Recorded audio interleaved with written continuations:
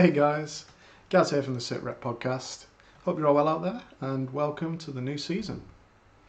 So, if you've listened to the latest episode, you'll find that we've added a bit of content for Tuesday nights, and that'll be myself. If the want is there to carry on painting miniatures, and with the expansion of our hobby from moderns to historical as a whole, that obviously opens up many avenues in which we can go down when it comes to miniature painting. With that in mind, we wanted to open it up to the community, speak to yourselves, get your feedback, get your comments, and see what you actually want us to concentrate on, feature, maybe put together another game similar to what we're doing for 13 days equals 13 hours, and go on from there. So just a short video tonight, mainly to one, get your opinions, two, hopefully get you to comment and interact with us. That way we can give you the content that you're looking for. And three, give me some direction on what miniatures to purchase next. In the next sort of upcoming Tuesday, I'll be looking to do the Sergeant Sitrep model. I know G has been feverishly working away at getting them ready for postage if they're not already winging their way to you or already with you. I will be printing out my copy here. I've got a digital file, so I'll be putting that together. I'll do clean up off-site, but if that's something you want to see, we can put that on. And I'll slap some paint on it and we'll see how he comes along.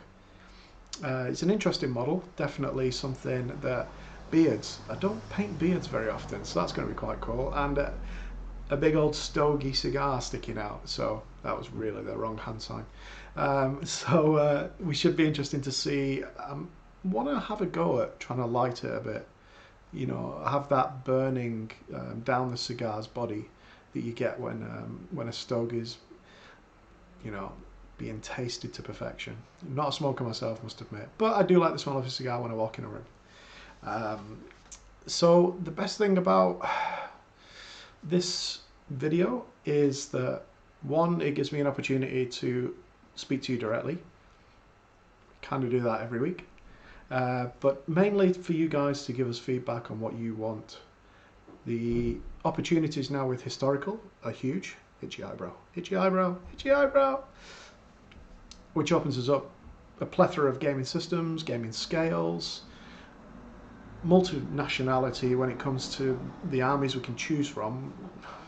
The world and its history is now our oyster. That's kind of the problem. Too many shinies. Never a bad thing. With that in mind, please put in your comments, put in what you'd like to see. Sergeant Sitrep will be getting done as of next Tuesday, and I look forward to reading your input, purchasing new stuff, whether I really want it or not. I want everything, so that's not a problem. And putting some paint to it and seeing how they come along. The other thing to have a think about is, do you want to break down some of the painting processes? At the moment, it's more of a I hobby while you hobby sort of channel, that we're producing the content as videos. So you've got the podcast, obviously you can listen to the podcast where you hobby. You can get the enjoyment of having that background, having some interesting topics, us bouncing off each other, abusing each other, because obviously British are much better than Americans. It's fact. Has been for much longer than America's been around. And they're kind of British anyway, they're just the cast-offs. So that should get me in trouble. We'll see. It's all in good fun now. And with that in mind, I'll leave it up to you. Get back to me with armies that you'd like to see models painted for. Doug, wrong. The armies themselves, I'm not going to be producing full armies, but say if you want whatever you want really, American Civil War, then we can look at doing Confederate soldiers, we can look at doing the different types of Confederate soldiers, the Union soldiers. There is Vietnam, is becoming very popular at the minute. Lots of options there when it comes to having the enemy forces to friendly forces, whichever side you're on, from having the guerrilla warfare fighters who were not as uniformed to the North Korean forces that were militant in the sense of uniforms, organisation, platoons, equipment, all the way down to the civilians that move around those areas, the ones that were unfortunate having to deal with two warring forces in their country. Then we can move on to modern things like the Iraq, Afghanistan. They're two big names in the modern time, the modern era. We see a lot of stuff. We've seen Spectre. We're currently doing the 13 days equals 13 hours, which ties into sort of North Africa and that area. The options for, we're going really far back. We can talk, Roman legionnaires. We could talk Greeks, hoplites. There is literally nothing that's not on the table that's historical.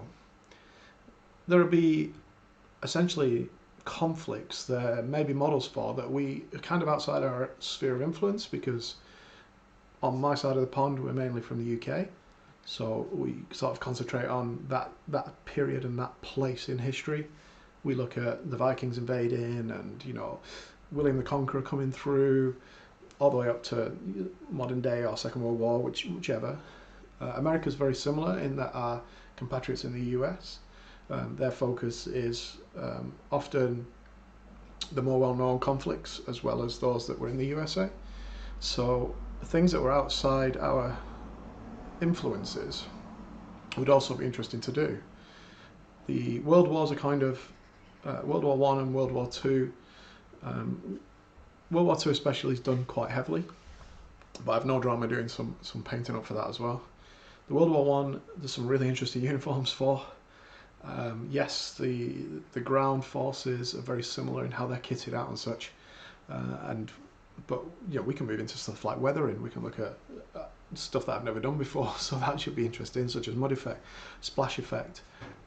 For those rainy days in those trenches, we can look at the scenery. It doesn't just have to be the miniatures. I can start looking at the scenery. We can look at how to do small diorama boards, which would kind of be the essence of how you would make the larger version of the board.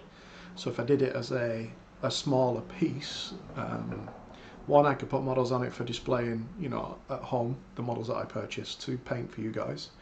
And the second part is, it is just a miniature version of a gaming board that you could then take what I put on it, if you find it useful, away and make a full-size board with it. So lots of options, lots of things, lots of thoughts running through my head, so many so that it'd be good to get your input, because there is so many paths I can take right now, it's ridiculous. I've already looked at printing off, and I have some nice samurai-esque models. Some are sort of not from a historically correct period, it's more of a generic set, but easily that I could do the research on, find what periods they fit in, and then paint them up and show them off as, here is what you would have as a Ashigaru bowman from this dynasty and this period. So lots and lots and lots and lots of options. So I look forward to your feedback. I can't wait, Sergeant Sitrep's on next week. We'll get him done, and then I should have stuff in the post, so therefore there should be new content coming out, and it's pretty much going to be what you guys want to see, what you guys want me to paint. So stay safe out there, don't forget your 2 meter rule, and look forward to a new season and an extra night's worth of odds and sods in form of painting for a view and a brew with Gaz. So take care, all the best, and I'll see you soon. Bye bye.